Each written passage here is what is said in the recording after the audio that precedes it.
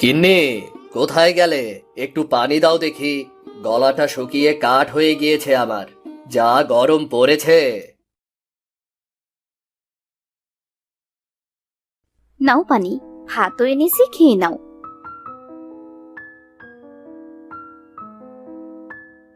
এ কি গিন্নি, সকালে তো পান্তা ভাত আর কাঁচামরিচ দিয়ে ভাত খেলাম, এখনো পান্তা ভাত আর কাঁচামরিচ? এটা যে কপালে জুটেছে সেটাই অনেক। পাশের বাড়ির ভাবির কাপড় পরিষ্কার করে দিয়েছিলাম, আর সেজন্য এই পান্তা ভাত আর কটা কাঁচা মরিচ দিয়েছে, তাই তো খেতে পারছো। আর না হলে যে আজ না খেয়েই থাকতে হতো। কি করব গিন্নি, কাজ তো কম করছি না, তবুও যে কেন কষ্ট পিছু ছাড়ছে না বুঝতে পারছি না। মনে হচ্ছে এক্ষুনি বৃষ্টি নামবে, তাড়াতাড়ি জ্বালানিগুলো তুলে নি। মা, আমি তোমার সাহায্য করি জ্বালানি তুলতে। তাড়াতাড়ি কর মা, অনেক কষ্ট করে জঙ্গল থেকে জ্বালানি কুড়িয়ে এনেছি। এগুলো ভিজে গেলে যে আজ আর রান্না করতে হবে না। মা, দুদিন ধরে পেট ভরে কিচ্ছু খাইনি, খুব খিদে পেয়েছে মা। আজ একটু বেশি করে ভাত রান্না করো না, পেট ভরে খাবো। এত কষ্ট করেও সংসার চালাতে পারছি না, মেয়েটার মুখে দুবেলা ভাত তুলে দিতে পারছি না। হে বিধাতা, তুমি একটা ব্যবস্থা করে দাও, একটা ব্যবস্থা করে দাও। মন খারাপ করো না বাবা, দেখবে একদিন আমাদের সব অভাব চলে যাবে। তোরা তাড়াতাড়ি ঘরে যা, দেখ বৃষ্টি শুরু হয়ে গিয়েছে। গিন্নি, দেখো কেমন ঝড় হচ্ছে, এমন ঝড় হলে তো আমাদের ঘর ভেঙে যাবে। এমন অলক্ষণে কথা বলো না, বিধাতাকে স্মরণ করো, তিনি একটা ঠিক ব্যবস্থা করে দেবেন। রমেশ, রূপা, সোনালী যখন গল্প করছিল, তখন তাদের বাড়িতে অনেকগুলো হাঁস এসে ডাকতে শুরু করে। বাবা, মা, দেখো না, কত সুন্দর সুন্দর হাঁস এসেছে আমাদের বাড়িতে। বলি বাবা, আমরা যদি হাঁস চাষ করি তাহলে কেমন হয় বলো? হাঁস যখন বড় হয়ে ডিম দেবে, তখন আমাদের আর না খেয়ে থাকতে হবে না। কথাটা তুই মন্দ বলিসনি রে মা, কিন্তু হাঁস কেনার মতো টাকা যে আমার কাছে নেই রে। বাবা, আমরা সবাই মিলে পরিশ্রম করব, টাকা জোগাড় করব। সে সময় হলে দেখা যাবে। তোরা এবার থামতো, বলি শুনছো? দেখতে দেখতে তো সন্ধে হতে চললো, বৃষ্টি থামার তো কোনো নাম গন্ধও নেই। তবে কি আজও না খেয়ে থাকতে হবে? গিন্নি, ঝড় কম হয়ে গিয়েছে, আমি বাজারে যাচ্ছি কাঠগুলো বিক্রি করতে। কিন্তু বাবা, বাইরে তো অনেক জোরে বৃষ্টি হচ্ছে, এই বৃষ্টির মধ্যে তুমি কেমন করে বাজারে যাবে? আমার কিছুই হবে না। গিন্নি, তুমি ছাতাটা নিয়ে আসো দেখি। তোমাকে আর এই বৃষ্টির মধ্যে বাজারে গিয়ে কোনো কাজ নেই। আমি সীমা ভাবির বাড়িতে গিয়ে দেখছি দুটো চাল জোগাড় করতে পারি নাকি।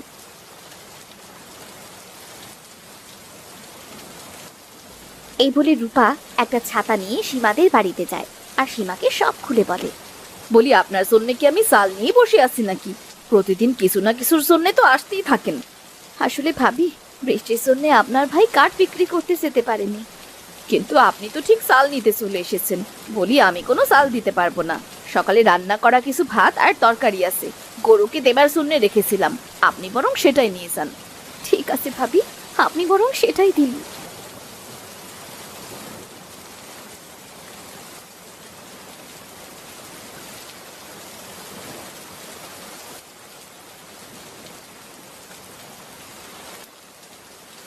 ওগো, চাল কি পেলে?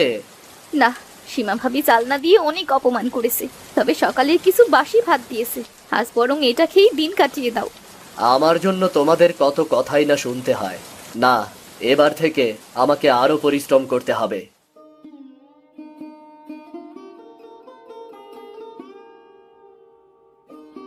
বাবা, কোথায় যাচ্ছ তুমি?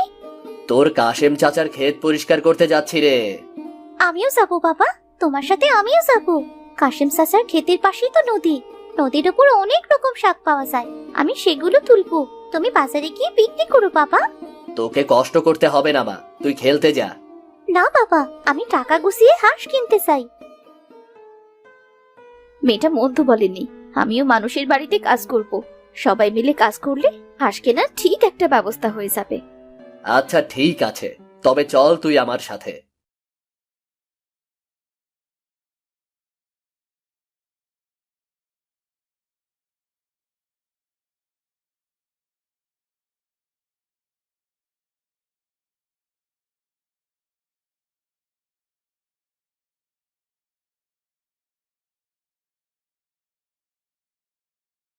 মালতী মাসি, আমার কাজ শেষ গো। যদি টাকাটা দিতে তবে চলে যেতাম গো। এই নাও তোমার টাকা। আজ তুমি আমার অনেক বড় উপকার করলে। শরীরটা যে আমার বড্ড খারাপ, উঠতেই পারছি না। তুমি না এলে গরু তো না খেয়েই থাকতো। আমারও টাকাটা দরকার মাসি। আসলে মেয়েটা জেদ ধরেছে হাঁস পুষবে, কিন্তু হাঁস কেনার মতো তো টাকা নেই, তাই আর কি। এটা তো খুব ভালো কথা। একবার যদি অনেকগুলো হাঁস কিনতে পারো তবে তোমাদের আর অভাব থাকবে না। দোয়া করো মাসি, আমি আসি তবে। বাবা, তুমি তাহলে ক্ষেতটা পরিষ্কার করো, আমি নদীর ওপর থেকে শাকগুলো তুলে নিই। এই বলে সোনালি যায় নদীর পাড়ে শাক তুলতে, আর রমেশ এদিকে ক্ষেত পরিষ্কার করতে থাকে।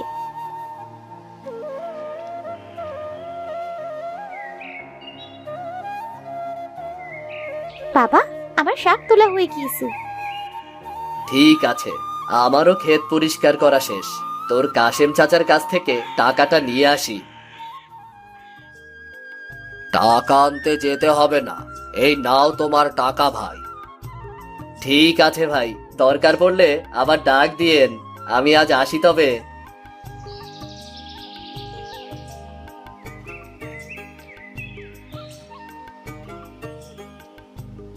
গিন্নি, ও গিন্নি, কোথায় গেলে? আমি বাজারে যাচ্ছি শাক বিক্রি করতে। দাঁড়াও, আমার কাছেও কিছু টাকা আছে। আজ কাজ করে পেয়েছি, এই টাকাও নিয়ে যাও। যদি কম দামের ভেতরে হাঁস পাও তবে কিছু হাঁস নিয়ে এসো। ঠিক আছে গিন্নি। এই বলে রমেশ শাক বিক্রি করতে বাজারে চলে যায়।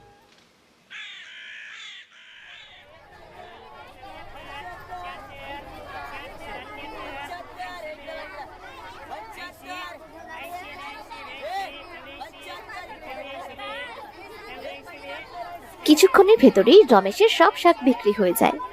বিধাতার অশেষ রহমতে সব শাক বিক্রি হয়ে গেল।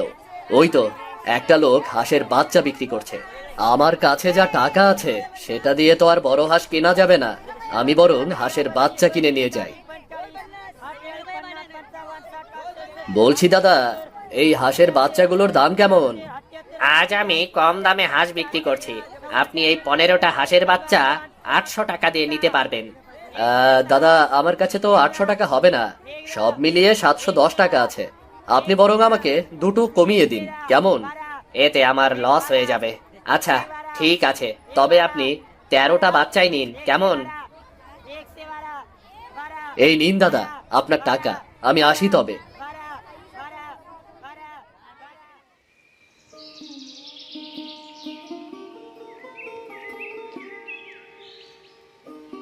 বাবা, তুমি হাঁসের বাচ্চা এনেছো?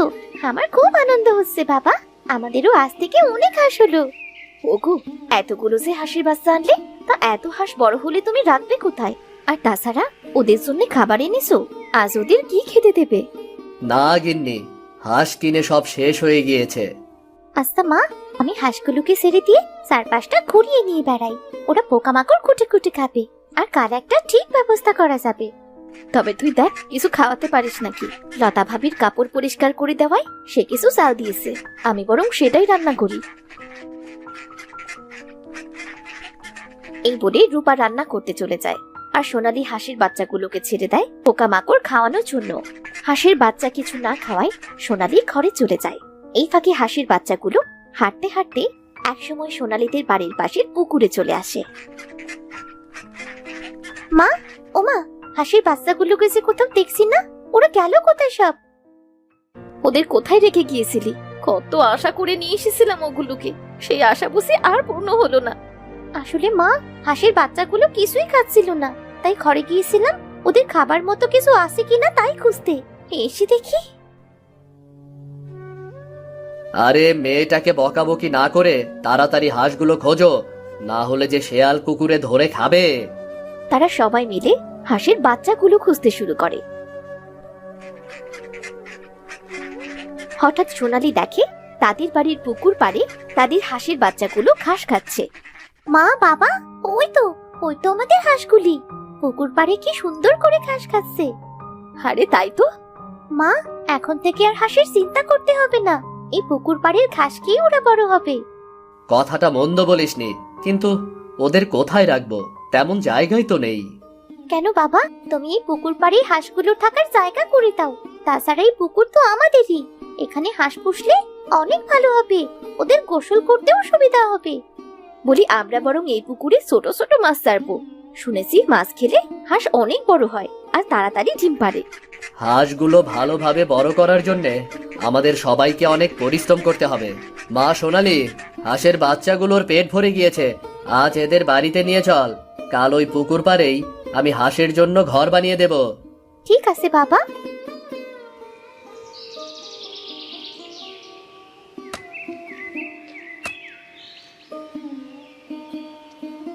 খুব সুন্দর হয়েছে ঘরটা।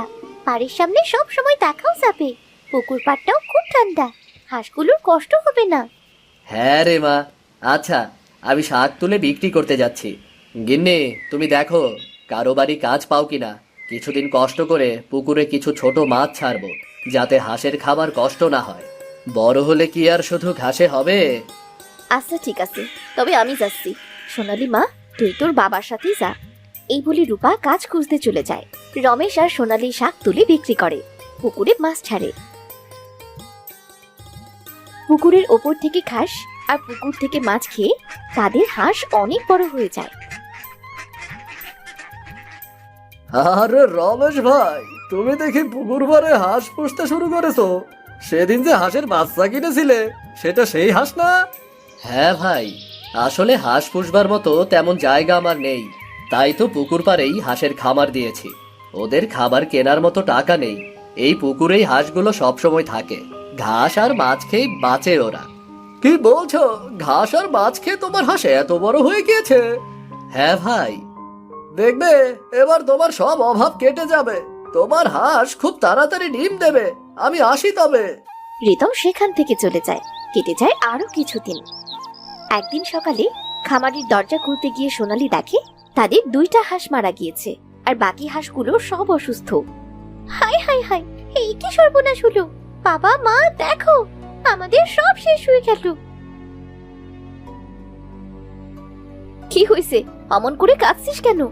আমাদের 2টো হাঁস মারা গিয়েছে, বাকি একটা হাসপাতে সবগুলো অসুস্থ, মনে হচ্ছে বাঁচবে না। কত কষ্ট করে না খেয়ে কত আশা নিয়ে হাঁসগুলো পুষেছিলাম, একটু সুখের মুখ দেখবো বলে, আর বিধাতা বুঝি আমার কপালটাই ভেঙে দিল। বাবারে, তোদের দেখে অনেক হাঁস, তা আমায় একটা হাঁস দিবি? অনেকদিন হাঁসের মাংস খাইনি। আসলে বুড়িমা, আমাদের হাঁসগুলো যে অসুখ করেছে। ওই তো, ওই ভালো হাঁসটা আমায় দিবি? ওই একটি হাঁসই ভালো আছে, তুমি যেহেতু চাইছো তবেও হাঁসটা তুমি নিয়ে যাও।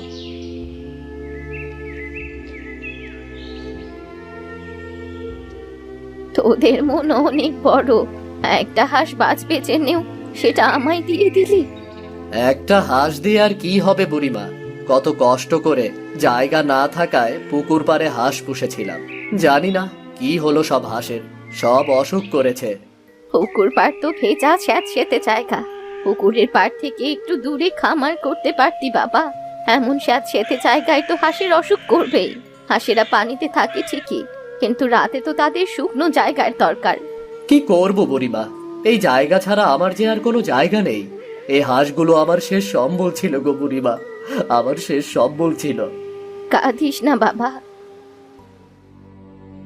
এই ওষুধ তোর সব হাঁসেদের খাইয়ে দে, দেখবি সব হাঁস ভালো হয়ে যাবে। আর 2 দিনের ভেতর হাঁস ডিমও দিতে শুরু করবে। তুমি সত্যি বলছো বুড়িমা? হ্যাঁ রে দিদি ভাই, এখন থেকে আর কোনোদিন তোদের হাঁসের অসুখ করবে না, ডিম দেয়াও বন্ধ করবে না। এটা আমাকে এই হাঁসটা দেবার উপহার। তবে একটা কথা, এই খামারে কুড়ো দিবি, তাহলে খামারের ভেতর আর পানি থাকবে না, আর হাঁসগুলো একটু আরামে থাকতে পারবে। বুড়িমা, তোমার কাছে যে আমরা ঋণী হয়ে গেলাম, তোমার এই উপহার আমরা কোনোদিনও ভুলবো না। এইসব কথা পরে হবে, আগে হাঁসগুলোকে ওষুধ খাইয়ে দে। বুড়ির কথা মতো সোনালি, রূপা আর রমেশ সব হাঁসগুলোকে ওষুধ খাইয়ে দেয়। বুড়ির দেয়া ওষুধ খাওয়ানোর সাথে সাথে হাঁসগুলো সুস্থ হয়ে ওঠে। রমেশ খুশি হয়ে যখন বুড়িকে এই কথা বলতে যায়, পেছন ফিরে দেখে বুড়ি সেখানে নেই। এ কি, বুড়িমা কোথায় গেল? বুড়িমা, বুড়িমা! বাবা, উনি মনে হয় চলে গিয়েছেন বাবা, তবে বুড়িমা আমাদের অনেক উপকার করলেন। ওই বুড়িমা মনে হয় জাদু জানেন। যাই হোক, আমাদের বাড়িতে কুড়ো আছে, আমি বরং কুড়ো এনে হাঁসের খামারে দিয়ে দিই।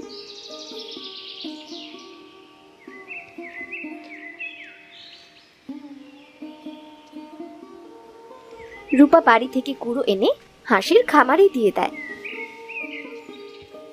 2-3 দিন পর সোনালী পুকুর পাড়ে গিয়ে দেখে সেখানে অনেকগুলো ডিম। মা বাবা, তোমরা দেখে যাও, আমাদের হাঁস পুকুর পাড়ে ডিম দিয়েছে। সত্যি তো? বুড়িমার কথা সত্যি হলো। বাবা, এখন থেকে আমাদের এই হাঁস আর ডিম পাড়া বন্ধ করবে না। এখন থেকে আমাদের সব অভাব চলে যাবে বাবা। তুই ঠিক বলেছিস মা, আমি ডিমগুলো বিক্রি করে বাজার করে আনি। এখন থেকে আর আমাদের না খেয়ে থাকতে হবে না রে মা।